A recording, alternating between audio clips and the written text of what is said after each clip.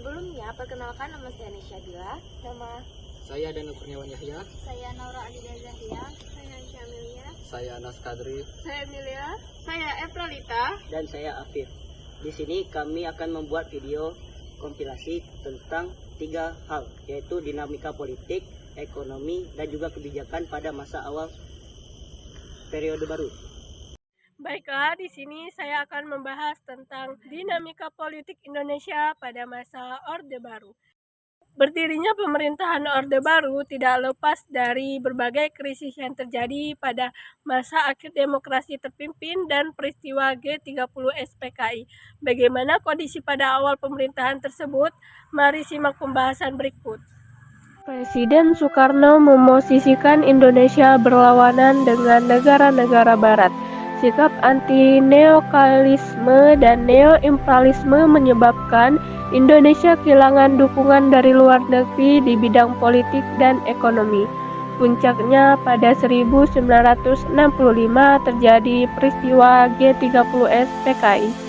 Kelompok sipil membentuk kesatuan aksi.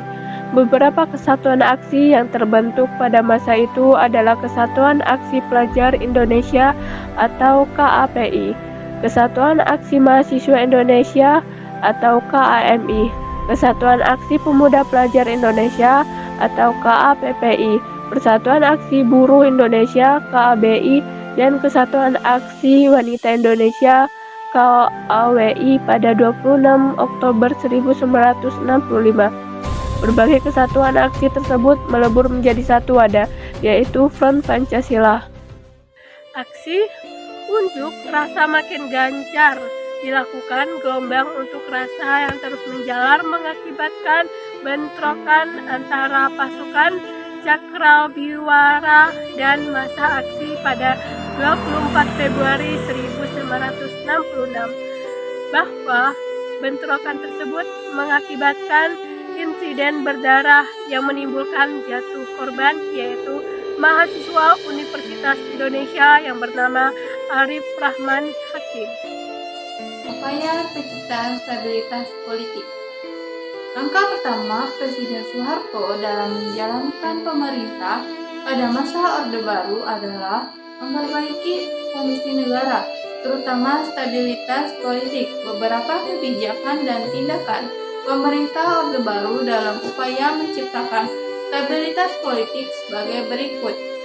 1. Pendekatan keamanan dan politik sipil.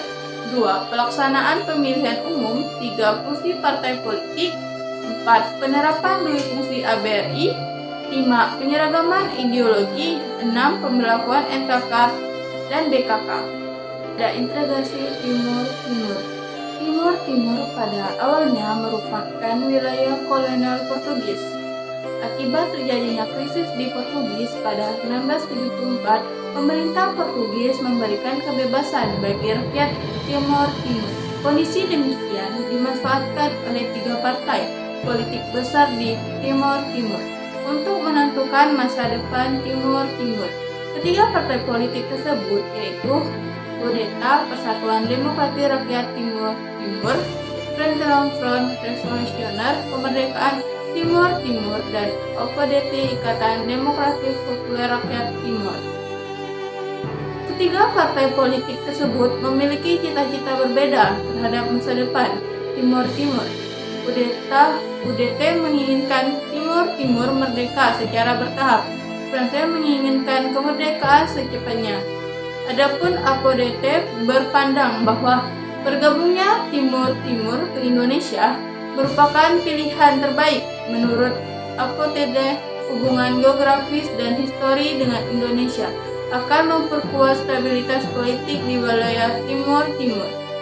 Seiring berjalannya waktu, UDETA dan 2 partai kecil yaitu Kota dan Stabilis menyatakan sepakat dengan APODT untuk berintegrasi dengan Indonesia melalui Deklarasi Balimo pada 30 November 1975. Pada 17 Juli 1976, pemerintah Indonesia secara resmi menerima Timur sebagai provinsi ke-27 Indonesia. Politik luar negeri bebas aktif.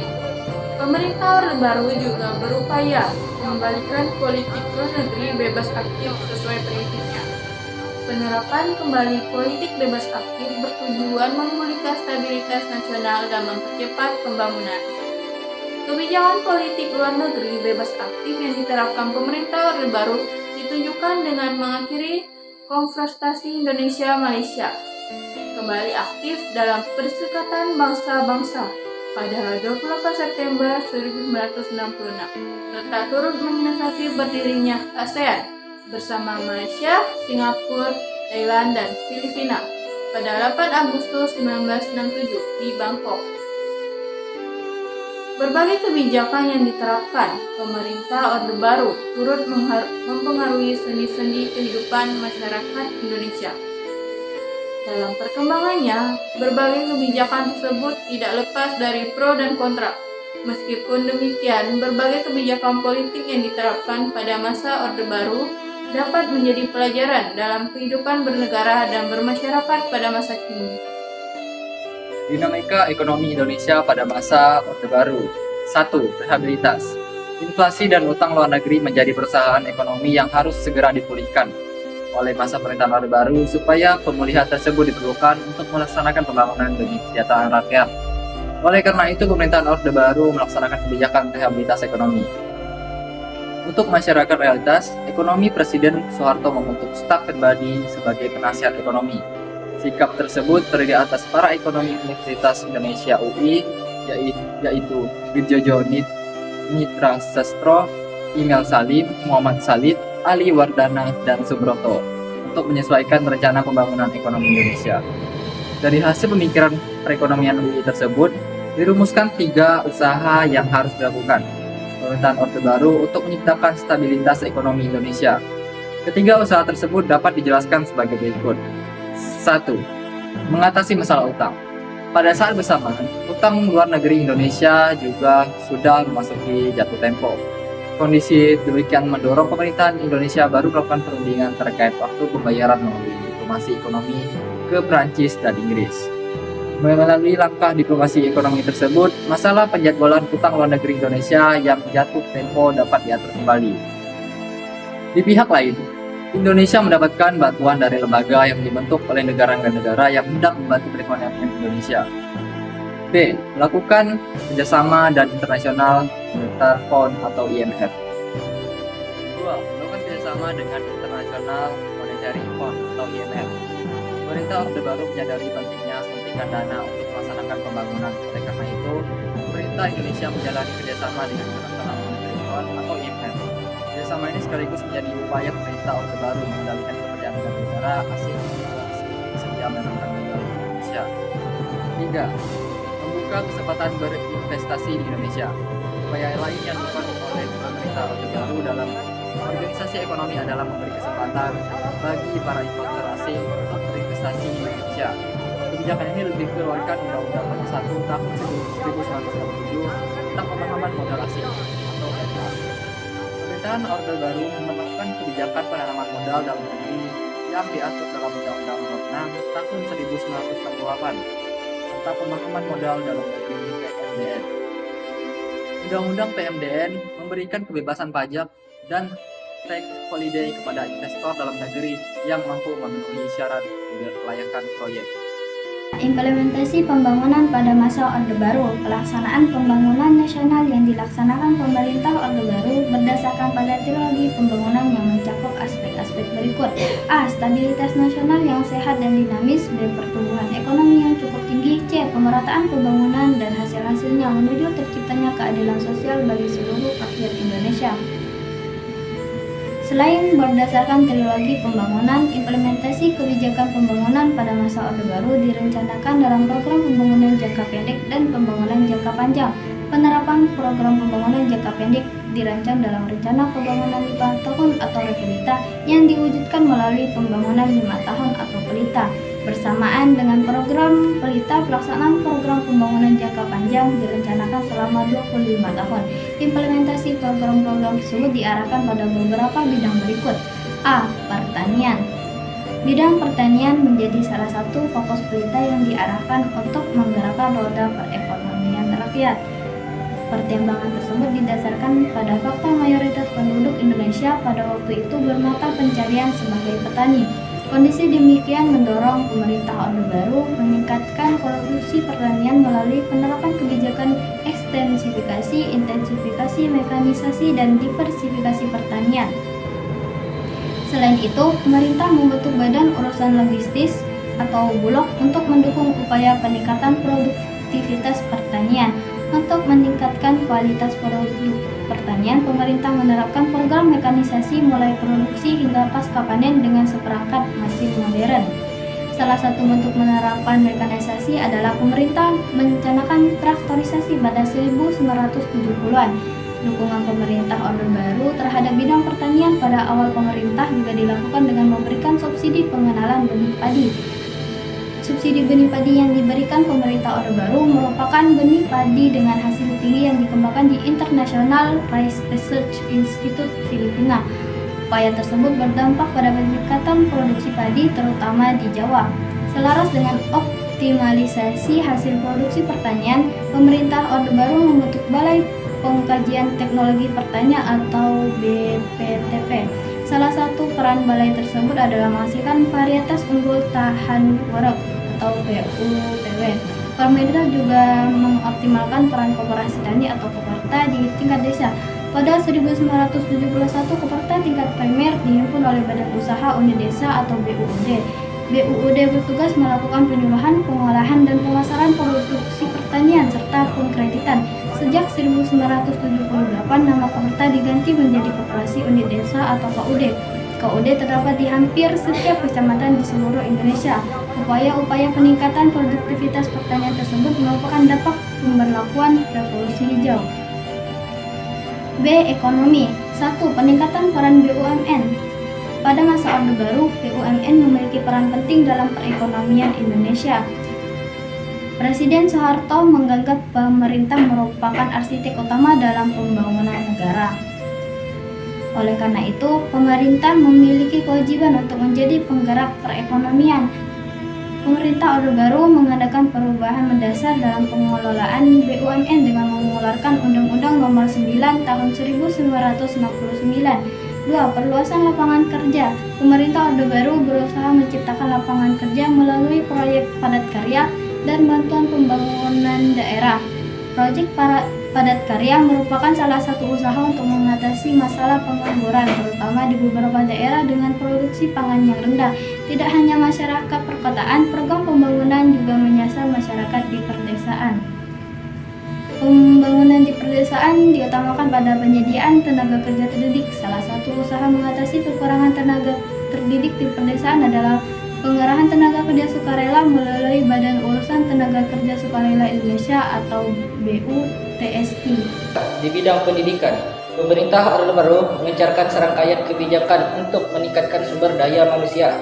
Peningkatan sumber daya manusia tersebut salah satunya difokuskan pada pendidikan tingkat dasar dan menengah. Kebijakan pemerintah tersebut dilatar belakangi oleh banyak masyarakat yang belum mengenyam pendidikan yang formal. Dalam pembangunan pendidikan yang formal, pemerintah Orde Baru melakukan perubahan kurikulum sebanyak 4 kali. Kebijakan perubahan kurikulum tersebut disesuaikan dengan kondisi politik dan pengembangan dunia pendidikan pada masa itu. Pemerintah Orde Baru juga membangun gedung-gedung sekolah dasar Empres, SD Empres, berdasarkan Empres nomor 10/1973 tentang program bantuan pembangunan gedung SD. Pada tahun pertama sejumlah 6.000 gedung SD Empres dengan 3 ruang kelas berhasil dibangun. Peningkatan terus berlanjut pada tahun-tahun berikutnya. Penerapan kebijakan dalam bidang pendidikan diikuti berbagai program-program lain seperti program wajib belajar atau wajar dan Gerakan Nasional Orang Tua Asuh (GNOTA). Keberhasilan pemerintah Orde Baru dalam menggegerkan program wajar 6 tahun dan berkembang meningkat menjadi 9 tahun. Artinya, anak-anak wajib menempuh pendidikan formal hingga jenjang sekolah menengah pertama atau SMP. Sementara itu, program GNOTA merupakan upaya pemerintah dalam mengakomodasi anak-anak kurang mampu, berkebutuhan khusus, dan bertempat tinggal di daerah terpencil untuk memperoleh pendidikan. Selain pembangunan di ketiga bidang tersebut, pemerintah Orde Baru mengimplementasikan pembangunan di bidang sosial dan kesehatan. Pembangunan di bidang ini dilakukan untuk meningkatkan taraf kehidupan masyarakat. Pada dasarnya, pembagian kebijakan pemerintah Orde Baru juga bertujuan mewujudkan cita-cita nasional sesuai dengan terkandung dalam Undang-Undang Dasar 1945 dan Pancasila. Dampak kebijakan politik dan ekonomi pada masa Orde Baru. 1. Dampak kebijakan di bidang politik. Penerapan kebijakan politik oleh pemerintah Orde Baru menjadikan kepemimpinan Presiden Soeharto memiliki donasi terhadap jalannya roda kehidupan. Dinamika politik masa Orde Baru juga diwarnai dengan prinsip-prinsip demokrasi. Penyimpangan yang ditandai dengan tidak adanya suksesi kepemimpinan. Pemerintah menyelenggarakan pemilu sebanyak 6 kali, tetapi pergantian kekuasaan eksekutif hampir tidak pernah terjadi kecuali pada jajaran lebih rendah seperti gubernur, bupati, camat, dan kepala desa. Dampak kebijakan ekonomi. Seiring membaiknya stabilitas nasional, pemerintah Orde Baru juga merancangkan kebijakan dalam berbagai bidang seperti di kehidupan ekonomi, seperti kehidupan masyarakat. Pada 1969 sampai dengan 1994, Indonesia mengalami peningkatan produk domestik bruto atau PDB mencapai 6,8%. Selama kurun waktu rata-rata pembesaran 2% setahun. PDB per kapita rata-rata mencapai 4,8%. Pencapaian ekonomi pada masa itu diiringi keberhasilan pemerintah Orde Baru dalam mewujudkan swasembada beras pertengahan 1980-an. Hasil tersebut diraih melalui serangkaian kebijakan program pertanian untuk meningkatkan produktivitas pertanian. Pada 1974 sampai dengan 1981, sebagian besar pendapatan negara diperoleh dari pendapatan minyak. Pada 1974, negara-negara Arab juga melakukan embargo terhadap negara-negara Barat untuk mendukung Israel. Selain itu, pada akhir 1978 terjadi gejolak politik Iran yang menyebabkan Iran menghentikan pasokan minyak bumi. Dua peristiwa tersebut menjadikan harga minyak bumi Indonesia melambung. Pendapatan dari sektor minyak bumi ini memberikan keuntungan bagi Indonesia untuk menata kehidupan lebih baik. Pencapaian keberhasilan pemerintah masa Orde Baru ini tidak bertahan selamanya. Praktik korupsi, kolusi, nepotisme, KKN tumbuh subur pada masa Orde Baru. Kontrol distribusi, aliran dana untuk meratakan pembangunan sebagai luput dari penguasaan pemerintah. Dampak kebijakan di bidang sosial budaya.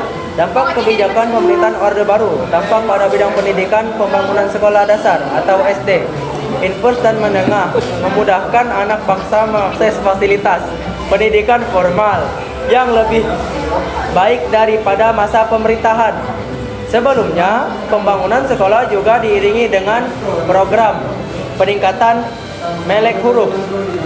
Sensus penduduk 1980 melaporkan bahwa 80,4% laki-laki dan 63,6% perempuan sudah melek huruf. Hasil tersebut mengalami peningkatan pada 1990 menjadi 89,6 dan 78,7. Sejarah mencatat upaya menciptakan stabilitas politik dan ekonomi pada masa Orde Baru turut mempengaruhi kehidupan berbangsa dan bernegara. Keadaan tersebut menunjukkan segala kebijakan dan keputusan dalam bidang politik ekonomi menemui konsekuensi dan resiko yang harus diterima.